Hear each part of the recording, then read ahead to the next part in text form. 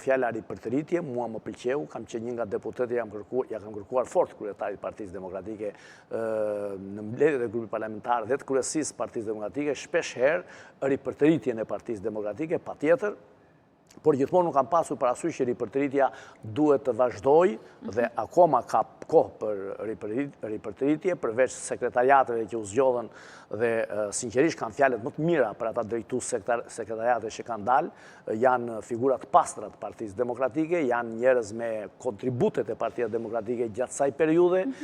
janë të devotshëm, kanë treguar që kanë përkushtim, janë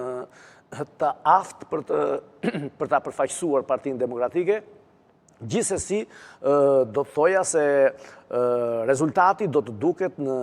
zgjedhjet e ardhshme, në zgjedhjet e radhës, që do të jenë që këto drejtues sekretariatesh duhet të tregojnë aftësinë e tyre drejtuese, aftësitë e tyre organizuese, performancën e tyre ndryshe nga çfarë mund të jetë treguar deri tani, por patjetër që ka vend akoma për ripërtëritjen e Partisë Demokratike. Unë e kam thënë dhe herë të tjera në studio, në media,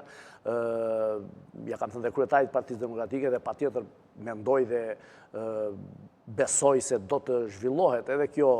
ripërtëritje tek drejtuesit politik të Partisë Demokratike, që patjetër janë